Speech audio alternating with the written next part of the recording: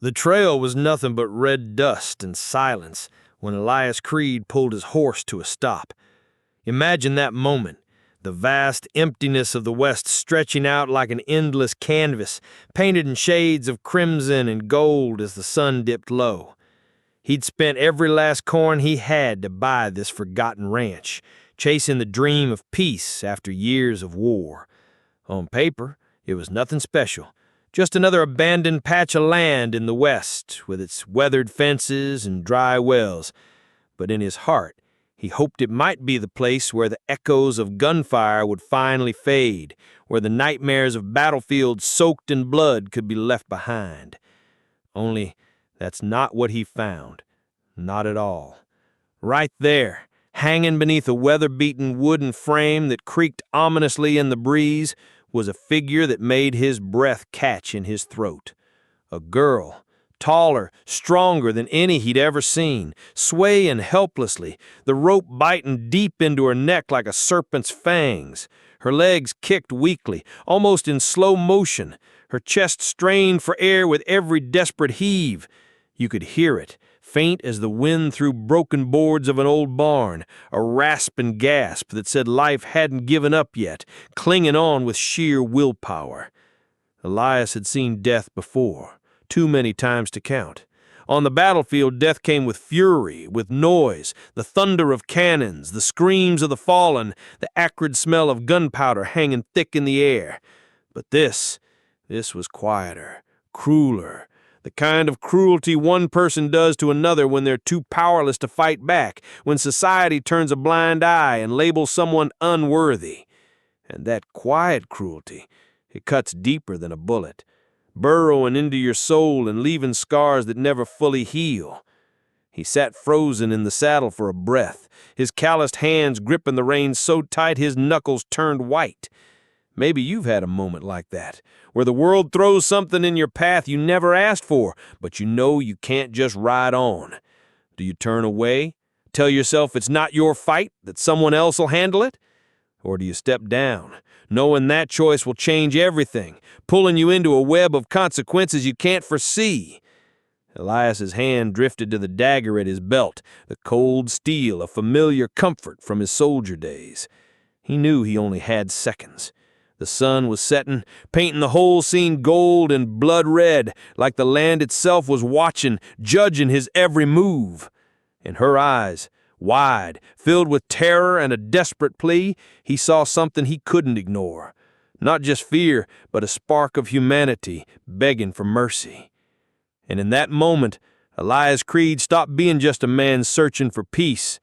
He became a man standing at the crossroads of fate. One cut of the rope, and he wasn't walking into a quiet new life. He was stepping into a story soaked in betrayal, blood, and maybe, just maybe, a chance at redemption. A story that would test his resolve, force him to confront his past, and perhaps give him a purpose he thought he'd lost forever. Elias Creed had known death. He'd smelled it on battlefields, heard it in the last cries of men who never made it home, felt it in the weight of bodies he carried off the field. But what he found that evening on his new land, it was something different. Not the chaos of war, not the clash of soldiers charging into the fray, but a cruel, quiet kind of death. The kind one human hands down to another when there's no one around to stop them, when power imbalances allow for unspeakable acts. The girl hung from the frame like a broken shadow, her body swaying in the breeze as if the wind itself was mocking her struggle. She wasn't gone, not yet. Each breath came ragged and thin, her lips trembling against the noose, her fingers twitching faintly as if reaching for something just out of grasp. And when Elias looked closer, when his eyes met hers through the haze of dust, he didn't see a monster or a stranger. He saw fear. Pure and desperate, raw as an open wound. And buried inside that fear, he saw something else, a plea. Silent, but as loud as any cry for help, echoing in his mind like a distant thunder. That look hit him harder than any bullet ever had, because in war, you expect to lose men. You steel yourself for it.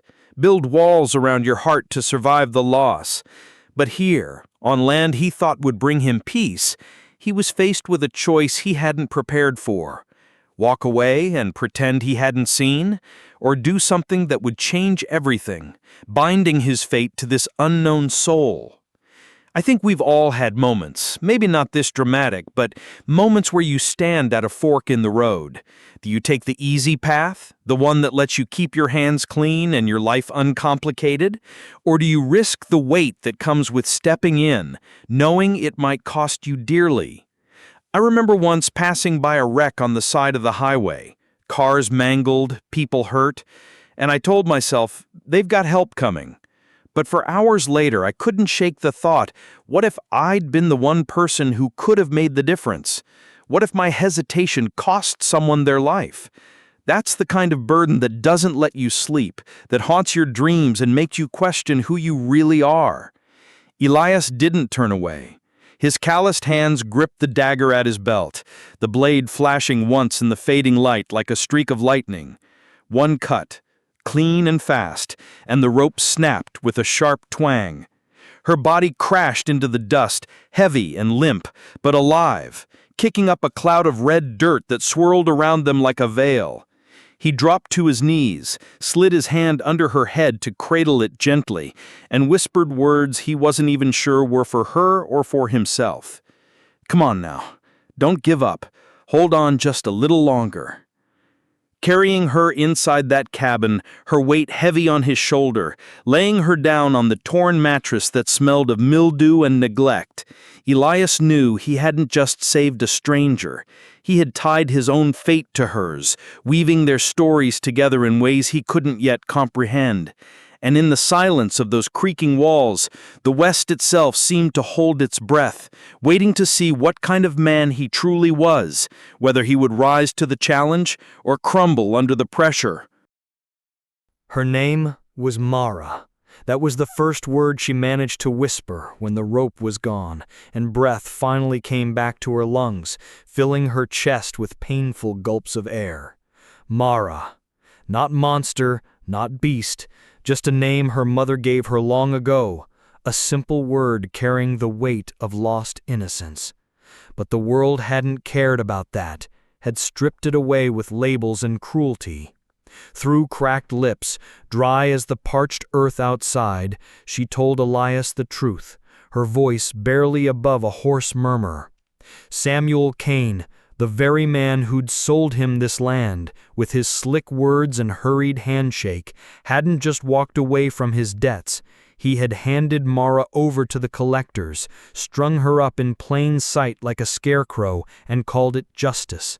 To them, she wasn't a person with dreams or pains. She was payment, a warning, an example to deter others from crossing him. I don't know about you, but I can't shake the thought of how easy it is for people to strip someone of their humanity just because they don't fit the mold. Out here on the West, all it took was a whisper, monster, and suddenly your life wasn't worth more than a rope and a wooden beam. Maybe it's not so different from the way folks today still brand others with names that cut deeper than any knife, judging based on appearance or differences without seeing the soul beneath. Elias listened, jaw tight as a vice, while the truth settled in like a heavy stone in his gut.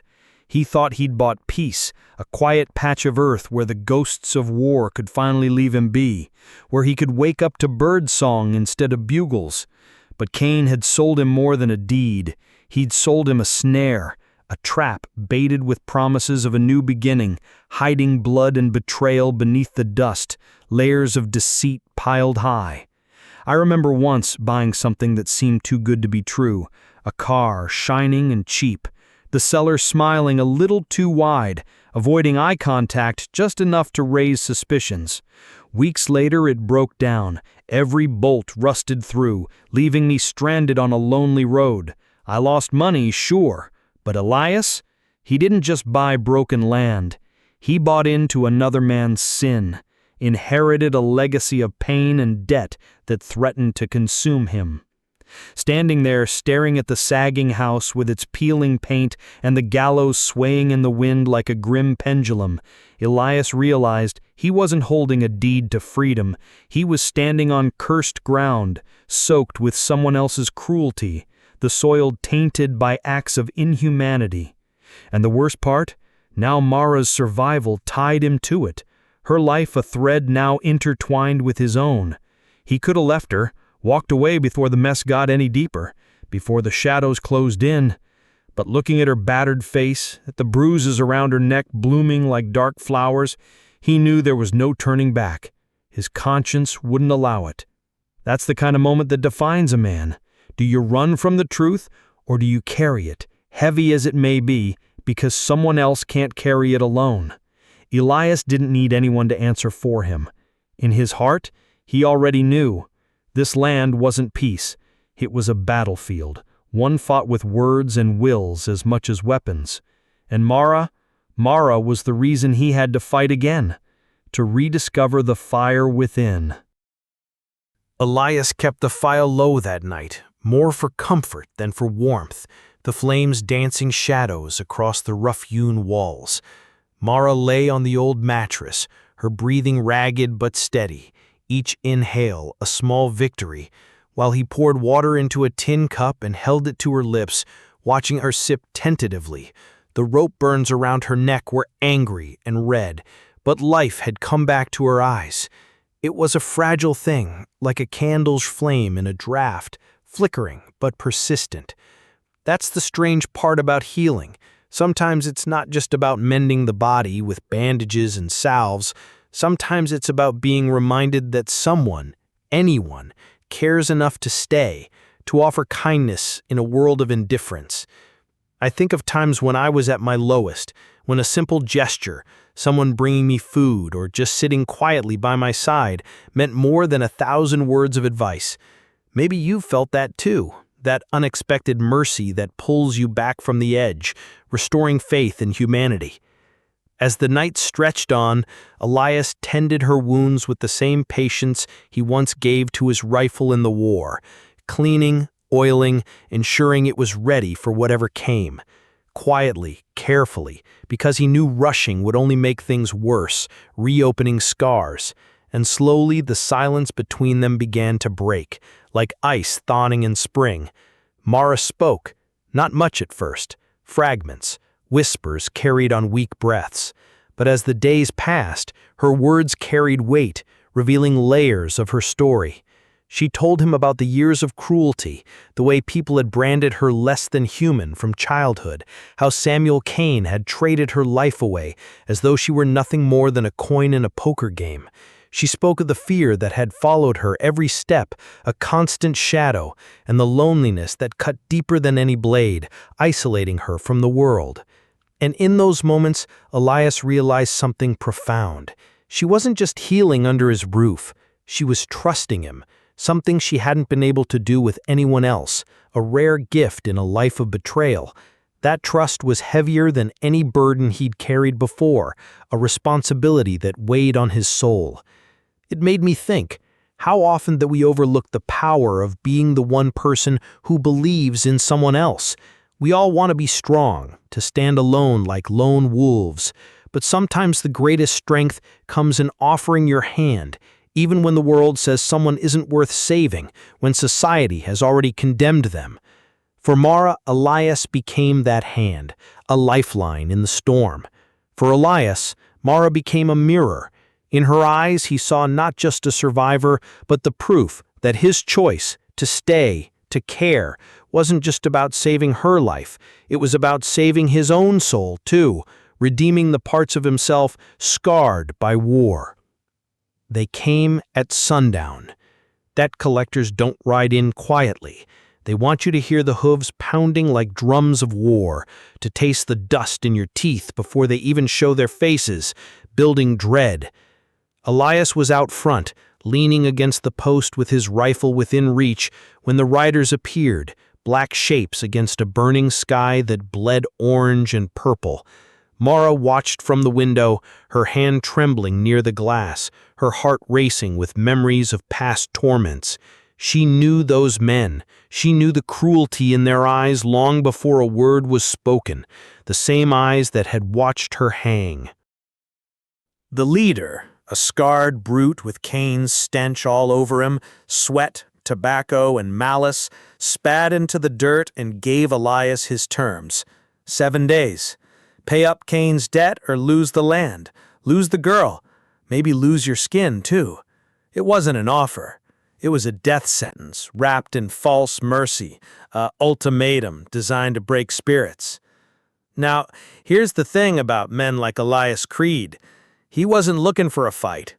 Not anymore. He wanted peace. Quiet. The sound of cattle lowing instead of gunfire echoing. But sometimes peace doesn't come unless you carve it out yourself, with grit and determination. And sometimes the only way to protect what's right is to stand tall against what's wrong, even if you're standing alone, outnumbered and outgunned. I remember once being cornered by someone who thought they could push me around, smiling while they stacked the odds against me, their friends circling like vultures. And I'll tell you, there's a point where fear turns into steel, a resolve that hardens your core. Maybe you felt that too. That moment where your back hits the wall and you realize you either fight or you'll be crushed forever, losing not just the battle, but your self-respect. For Elias and Mara, that moment came fast, crashing like a wave. The collectors didn't wait 7 days, their impatience boiling over. They came back armed, eager for blood, eager to finish what Cain had started, their guns glinting in the twilight. The ranch became a battleground in an instant. Shots cracked through the air like thunderclaps, boards splintered under bullet impacts. The earth itself shook with the fury of men too greedy to know when to stop, chaos reigning supreme. Mara fought beside Elias, not as a victim cowering, but as someone reclaiming her life with every bullet fired, every strike made, her strength a force of nature. By the time the smoke cleared, acrid and thick, the land was soaked with more than dust and sweat. It was written with blood, the ground marked with the fallen.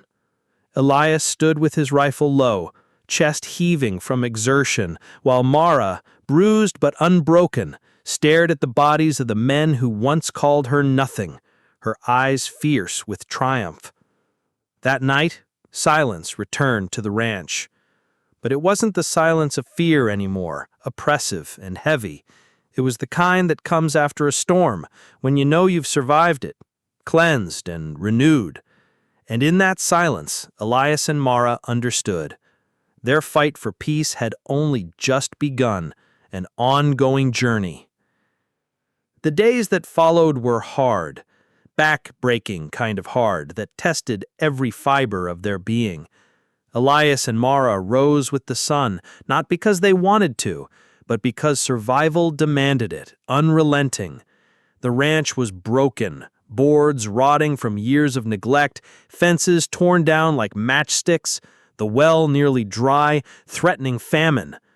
Yet with every swing of the hammer echoing across the plains and every shovel of dirt turning the soil, they began to stitch life back into a place that had once been a graveyard, breathing vitality into the dead. It wasn't just about mending wood and soil with tools and toil. It was about mending themselves, healing inner wounds. Mara, who had been left for dead, found her strength in the work, rediscovering her worth. Her hands blistered, her back ached like fire, but she pressed on, because every nail driven into those beams was proof she was more than the scars Cain's men had branded her with, more than a label. Elias, who thought he'd come west for peace, realized peace doesn't just appear like a gift from the heavens. You've got to build it day by day, with sweat, patience, and sometimes with blood already spilled on the altar of justice. I remember helping my father mend a fence when I was young. At the time, it felt endless, digging posts into stubborn earth that fought back, muscles screaming in protest. But by the end, standing there, looking at a line of wood running straight into the horizon under the vast sky, there was a quiet pride that filled the chest. Have you ever felt that? That bone-deep satisfaction of creating something that lasts, something no one can take from you without a fight?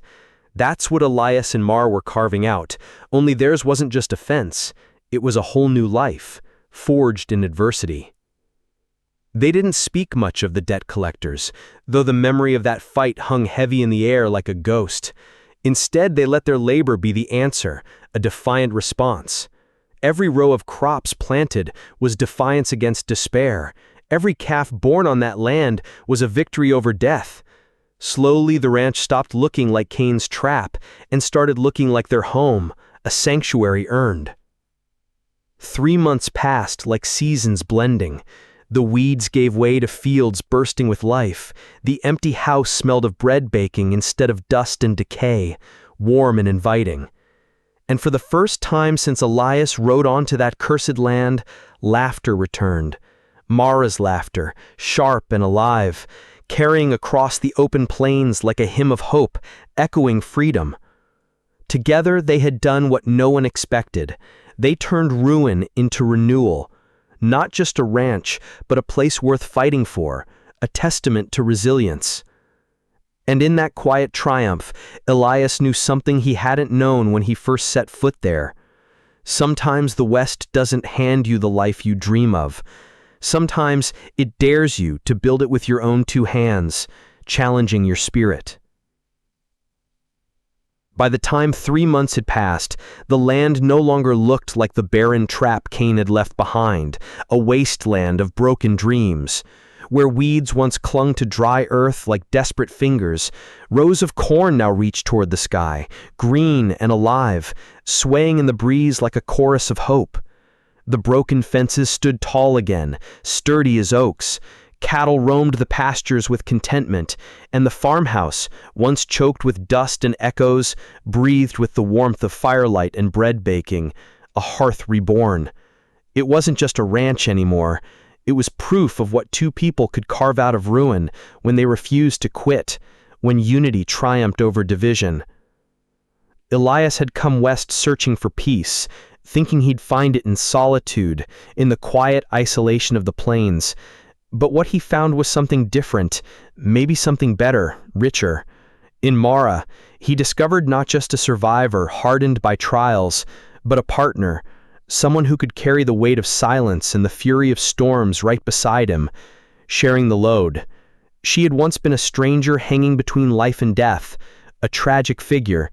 Now she was his equal, his companion, the one voice he trusted when the night stretched too long, filled with doubts. And Mara, who had lived so long being called a monster, shunned and feared, finally had someone who looked at her and saw more, saw potential, kindness, strength. Elias's belief in her became her own belief in herself, a transformation profound. Together, they weren't just mending fences or planting crops, they were rebuilding a life, one that neither of them could have forged alone, a synergy of souls. I think about that sometimes. How we spend so much of our lives convinced we have to walk the road by ourselves, bearing burdens in isolation. Maybe you felt that too, carrying weights alone because it seemed easier than trusting someone else, risking vulnerability. But then, if you're lucky, you meet a person who doesn't just lighten the load. They walk with you, step for step, through mud and mire. That changes everything, turning solitude into solidarity. As the sun set on that 3rd month, casting long shadows, Elias and Mara stood side by side at the edge of the field. The horizon burned gold, the land stretched wide and unforgiving, but this time, neither of them faced it alone. The West would still test them, storms raging, debts lingering like shadows, men with guns and darker hearts lurking. But the ground beneath their boots no longer felt cursed. It felt earned, consecrated by their efforts. And in that quiet moment, with the wind tugging at their coats and the corn swaying in the dusk like whispers of promise, they weren't just 2 survivors anymore. They were partners, companions, a pair of souls who had wrestled something good out of a cruel world. Whatever trials lay ahead, one truth had been written deep into the soil. They would face them together, unbreakable.